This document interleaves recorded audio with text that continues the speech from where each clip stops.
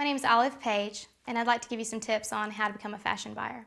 Fashion buying is a really fun, exciting, very fast-paced career to have in the fashion industry. Of course, everyone loves the appeal of being able to shop all day. So some tips to really stay on the cutting edge and really just how to get your foot in the door. I would really start with keeping your eye on everything that's happening in fashion. You want to read all the time. And one thing that I always joke about is all the new computer programs that are coming out for little girls to be able to design clothes. The next generation is always behind you.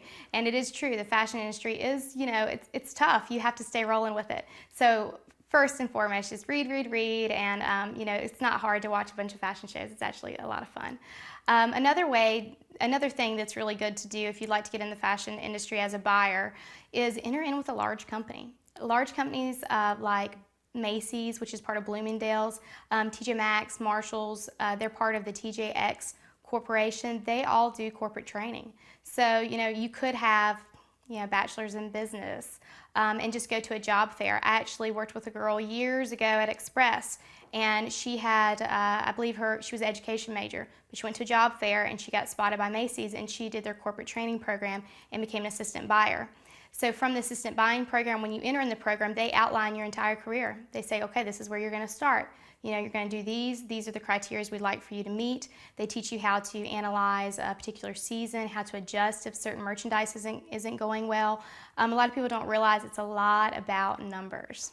So that's a great way to get in. Now, if you can't get yourself placed with one of the large companies that gives that type of support, sometimes you can place with a small company.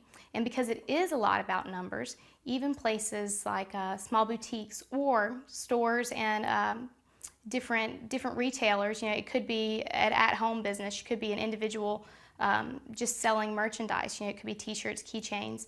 The ability to be able to keep track of what's selling, what's not, adjust, the financial end, being able to work in Excel, that a lot of times can get your foot in the door really quickly. So you may come in and say, look, I don't have specific experience in the fashion industry, but these are things I do know how to do, and here's my work record. The 5 years that I was managing the Citgo convenience store. This is the merchandise I covered. This is how many items. This is how many departments. Those words cross through both sectors, so it'll also catch their attention, and it's a great way to really earn your stripes so that you can get in the fashion industry maybe a little bit higher than an assistant buyer.